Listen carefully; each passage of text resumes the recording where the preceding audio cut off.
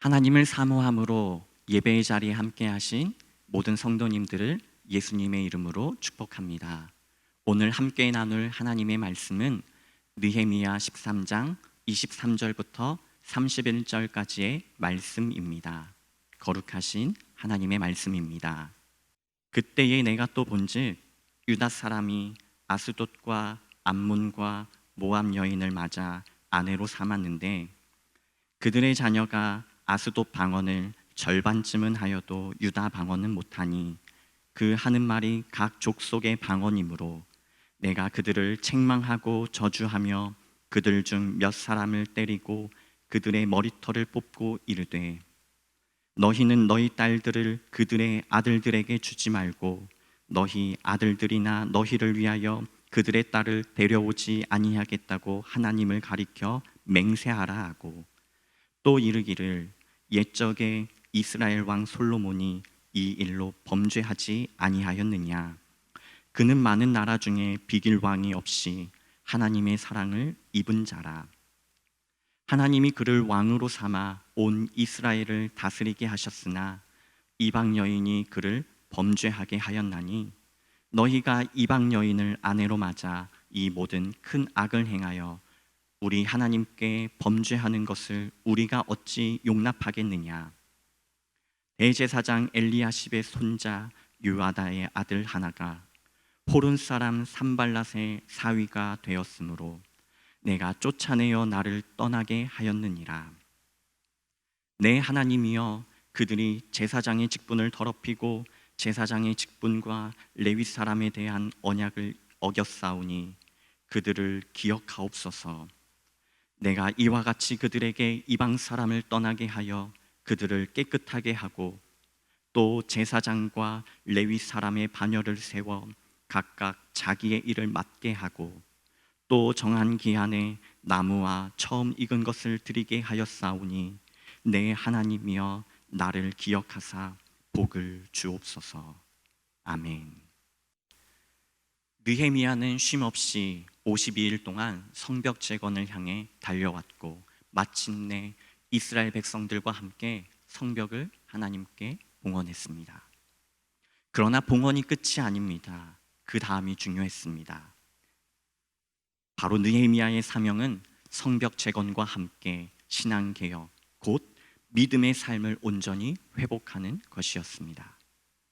그래서 느헤미야는 이스라엘 백성들이 하나님의 말씀을 따라 살아가고 있는지 아닌지 살펴봅니다. 그 내용이 오늘 함께 읽은 본문 23절에 잘 기록되어 있습니다. 그때에 내가 또 본즉, 이때 보다라는 동사는 히브리어로 라아입니다.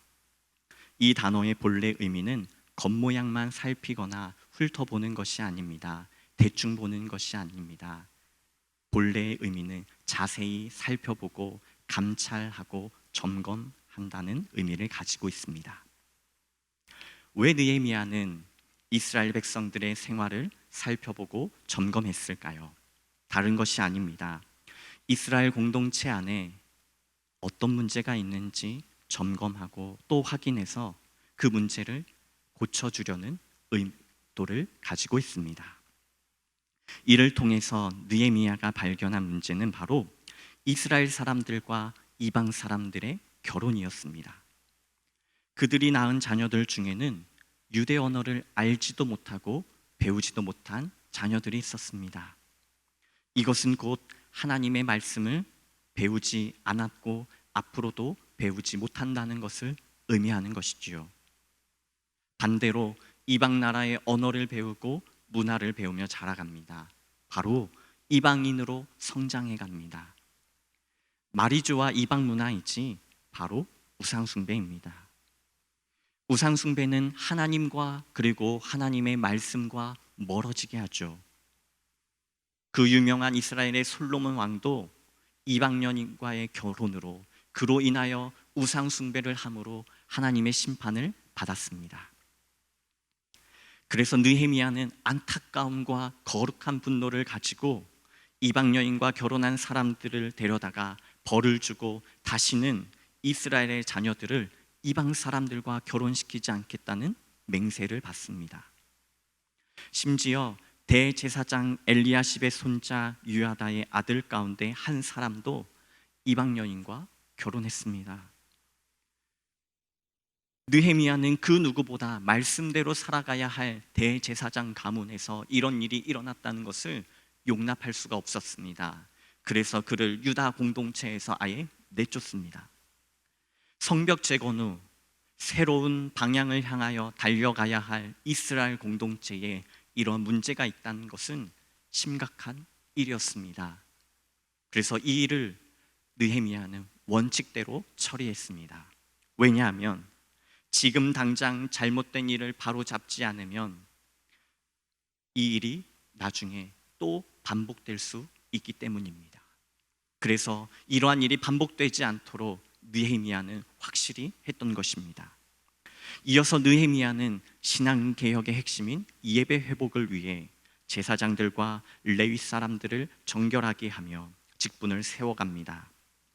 그들에게 역할을 나누어 주고 하나님의 성전을, 하나님의 예배를 본래 섬기던 그들의 사명을 다시 일깨워주고 감당하게 합니다. 하나님의 깊은 임재를 경험하는 예배의 중요성을 알기에 느헤미야는 예배를 섬기는 제사장과 레위인들을 세우며 예배 회복에 심혈을 기울였습니다. 느헤미야의 신앙개혁은 그래서 신앙의 본질인 말씀으로 돌아가는 것이었습니다. 말씀과 예배, 하나님을 믿는 신앙의 기초를 튼튼히 해서 말씀을 지키며 살아가는 삶이 얼마나 복된 것인지 일깨워주고 경험하게 하려는 것이었습니다. 그리고 성벽 재건 후 새로워진 이스라엘 공동체가 어느 길로 가야 할지 방향을 제시해 주는 것입니다.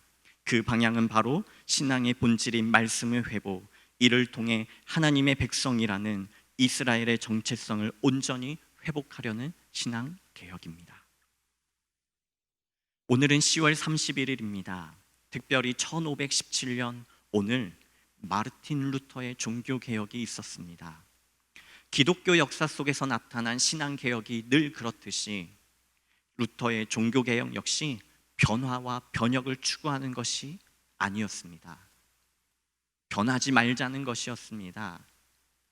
원래대로 돌아가자는 것이었습니다. 루터가 살았던 중세 시대의 교회는 하나님의 말씀을 잘못 해석했습니다. 그리고 하나님의 말씀을 사람에게, 자기들에게 유익한 대로 잘못 사용했습니다. 말씀이, 그리고 신앙이 변질되어 버린 것이죠. 그러니 하나님의 말씀이 작동될 리가 없고 예배가 무너질 수밖에 없었습니다. 그 대표적인 것이 바로 면죄부입니다. 돈을 받고 죄 사함을 팔아버린 것입니다. 그래서 루터는 이러한 변질된 신앙으로부터 돌이켜 오직 성경으로 다시 하나님의 말씀으로 돌아와야 한다고 외쳤습니다. 구원은 오직 하나님의 은혜로 받는 것이며 우리에게 요구하시는 것은 오직 성경 말씀을 통해 주신 믿음을 지키며 하나님의 자녀로 살아가는 것뿐입니다. 현재 우리는 지금까지 경험해 보지 못한 시대를 살고 있습니다. 너무 답답하지만 가족도 친구도 믿음의 공동체도 만나는 것이 조심스럽습니다. 그래서 많은 이들이 세상이 변했다고 말합니다. 네, 실제로 새로운 세상이 되었습니다.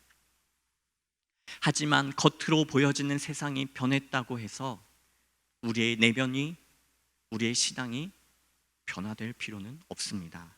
아니, 오히려 신앙의 정체성, 신앙의 본질은 더 견고해져야 합니다. 이 신앙은 수천 년의 변화 속에서도 한 번도 변한 적이 없습니다. 그래서 우리에게 주어진 소명은 보여지는 시대의 변화에 끌려가는 것이 아니라 오히려 변하지 않는 말씀을 따라가고 붙들며 그 말씀을 지키며 이 세상 속에서 하나님의 백성으로, 믿음의 사람으로 살아가는 것입니다. 그리고 그 말씀에 합당한 열매를 맺는 것이죠. 말씀을 정리하겠습니다. 느헤미야는 성벽 재건, 신앙 개혁이라는 사명을 잘 감당했습니다. 오늘 본문 말씀을 통해 오늘 우리에게 주시는 우리의 사명은 무엇일까요?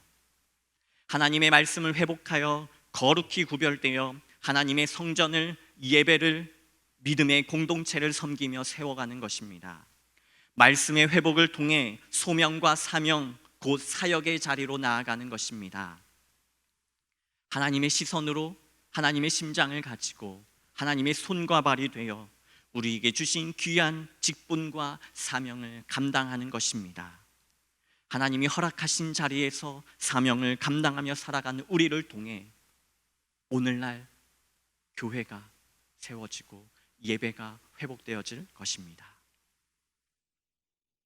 말씀을 회복하여 사명자로 살아가기를 결단하시는 여러분의 삶과 가정에 믿음의 사람들에게 주신 놀라운 하나님의 평안과 축복이 풍성하시기를 주님의 이름으로 축복합니다. 기도하겠습니다. 하나님, 새로운 시대 가운데 말씀으로 우리의 믿음을 더욱 견고하게 하시며 말씀의 지혜로 거룩하게 구별되어져서 우리에게 주신 사명을 잘 감당케 하여 주옵소서.